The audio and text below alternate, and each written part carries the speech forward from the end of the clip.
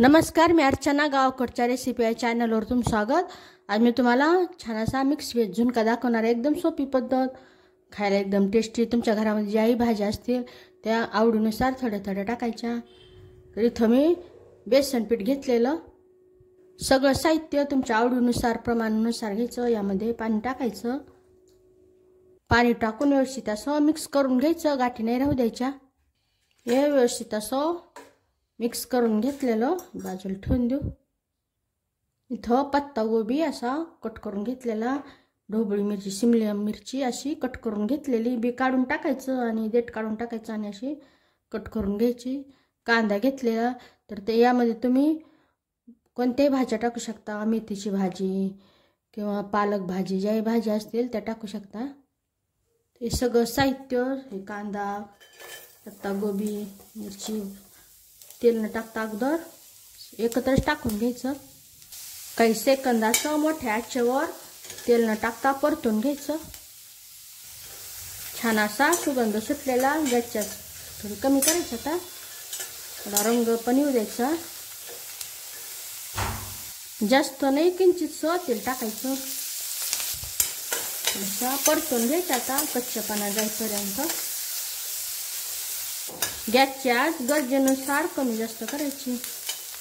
तो छान असा रंग आलेला हे काढून घेऊ। आता तेल टाकायचं, यामध्ये मोहरी, जिरे, इथं हिरवी मिरची आणि लसूण असं ओबडधोबड बारीक केलेलं टाकायचं।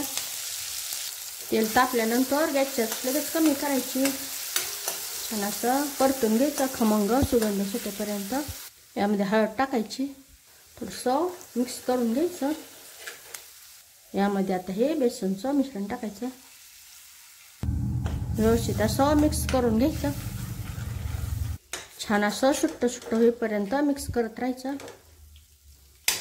तळाचंही काढून घेत राहायचं, बाजूचंही करायचं, खायला छान लागतं बुडाची भाजी। आता इथं भाज्याच्या बेसनच्या प्रमाणानुसार मीठ टाकायचं। मीठ टाकल्यानंतर व्यवस्थित असं मिक्स करून घ्यायचं। सुट्ट व्हायला सुरुवात झाली की यामध्ये आता हे टाकून द्यायचं परतून घेतलेल्या भाज्या टाकल्यानंतर व्यवस्थित असं मिक्स करत राहायचं। तळाला लागलेलं असं खरडून घेत राहायचं, चवीला एकदम मस्त लागतं ते। आणि एकदम सुक्का नाही बनवायचा, कोरडा थोडा लुसलुशीत छान लागतं खायला।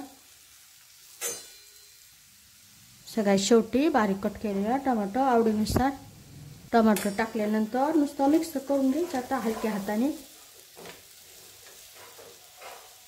टोमॅटो असेच राहायला पाहिजे, त्यामुळे हलक्या हाताने मिक्स करायचे।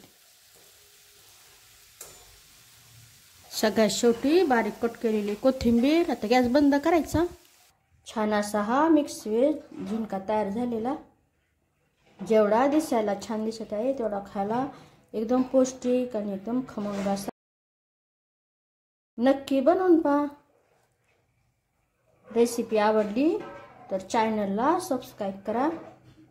चॅनलवरच्या बाकी रेसिपी जे पहा आणि आवडल्या तर त्यांनाही लाईक करा।